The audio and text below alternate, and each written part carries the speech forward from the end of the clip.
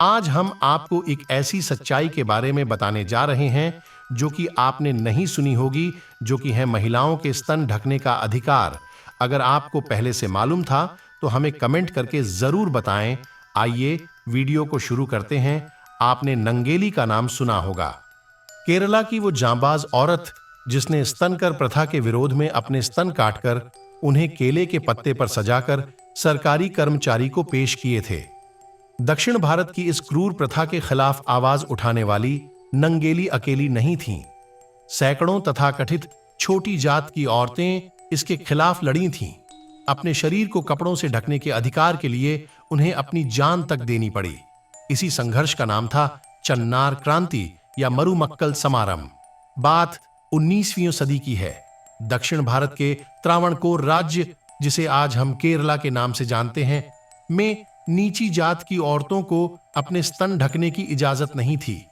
नंगी छाती को गुलामी का माना जाता है, इसलिए जहां नीची जात के मर्दों को कपड़े पहनना मना था, औरतों को भी शरीर के ऊपरी हिस्से को नंगा रखना पड़ता था।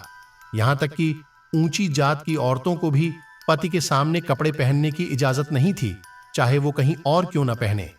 एक दलित लड़की के स्तन निकलते ही उसके परिवार से स्तन कर लिया जाता था। साल 1813 में इसका विरोध शुरू हुआ। त्रावणकोर के दलितों में जो दो मुख्य जातियां थीं, उनके नाम हैं एरावा और पन्नयेरी नाडर। इन दो जातियों की औरतें सड़क पर निकल आईं इस मांग के साथ कि उन्हें कुप्पायम पहनने दिया जाए। कुप्पायम एक तरह का बनियान था जो मुसलमान और ईसाई औरतें पहनती थीं। साथ में उन्होंने ये मांग भी रखी कि कुप्पायम के अलावा उन्हें हर तरह के कपड़े पहनने की इजाजत हो जो ऊंची जात की औरतें पहनती हों। 5 साल वे अपने हकों की मांग रखती रहीं, पर असर इतनी जल्दी नहीं होना था। साल 1819 में त्रावणकोर के महाराजा मूलम तिरुनल राम वर्मा ने यह कहते हुए फरमान जारी किया कि दलित औरतों को कपड़े पहनने का कोई अधिकार नहीं है। निराशा हुई, लेकिन हिम्मत नहीं हारनी थी। औरतें अपनी जिद पर अड़ी रहीं और विरोध प्रदर्शन जारी रहा। इसका नतीजा आया अगले साल 1820 में त्रावणकोर के दरबार में एक ब्रिटिश दीवान कर्नल जॉन मुनरो ने उन सभी दलित औरतों को कपड़े पहनने की इजाजत दी जो धर्मांतरण करके ईसाई बनी थीं। कर्नल जॉन के इस फरमान ने राज्यसभा में खलबली मचा दी। ऊंची जाति के सभासदों ने इसकी कड़ी निंदा की, ये कहकर कि दलित औरतें कपड़े पहनने लगेंगी तो दलितों और ऊंची जातियों में फर्क करना मुश्किल हो जाएगा, जो समाज के लिए हानिकारक होगा। फरमान वापस ले लिया गया और विरोध करती महिलाओं का बुरी तरह से शारीरिक शोषण किया गया। साल 1822 में कर्नल जॉन ने दोबारा यह फरमान जारी किया। इस बार ऊंची जात वालों की शिकायत करने के बावजूद वो जारी रहा। औरतें शरीर ढकने का हक आजमाने के लिए धर्मांतरण करके ईसाई बनने लगीं और हर रोज उन्हें ऊंची जाति के लोगों से शारीरिक और मानसिक अत्याचार सहते रहना पड़ा। साल 1829 से धर्मांतरित ईसाई औरतों के साथ हिंदू दलित औरतें बगावत में शामिल होने लगीं, अपने स्तन ढककर मंदिर जाने लगीं और शारीरिक आक्रमण का जवाब भी देने लगीं। सवर्णों ने ईसाई मिशनरियों को इसके लिए दोषी ठहराया। उनका मानना था कि यह हिंदू समाज को बर्बाद करने की और हिंदुओं की ईसाईकरण करने की साजिश है।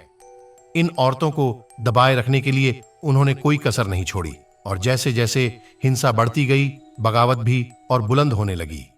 साल 1878 में सारी हदें पार हो गईं जब ऊंची जाति के मर्द बीच सड़क में भाले की मदद से औरतों का कुप्पायम उतारकर फेंकने लगे। एक सरकारी कर्मचारी ने 2 नाडर औरतों के कुप्पायम अपने हाथों से फाड़ दिए, फिर दोनों औरतों को बांधकर पेड़ से लटका दिया। यह धीरज की आखिरी परीक्षा थी, जिसका दलित समाज ने बहुत भयंकर जवाब दिया।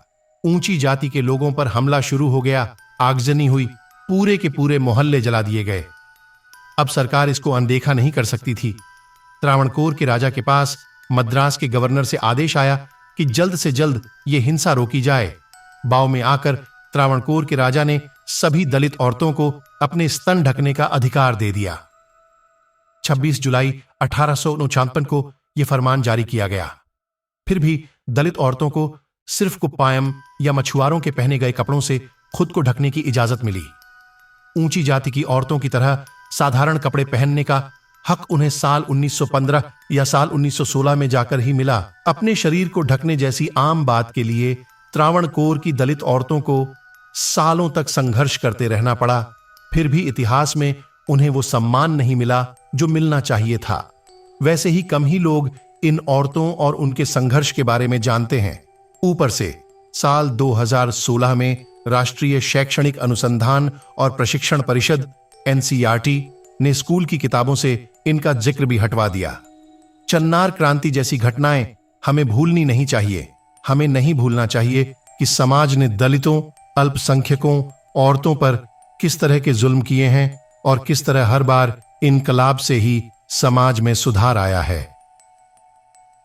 चन्नार क्रांति हम सबके लिए एक मिसाल है जिससे जुल्म के खिलाफ हमारी आवाजें और बुलंद हों। इसी तरह के और भी वीडियो देखने के लिए हमारे PSTV News 24 चैनल को सब्सक्राइब करें ताकि नोटिफिकेशन आपको सबसे पहले मिले।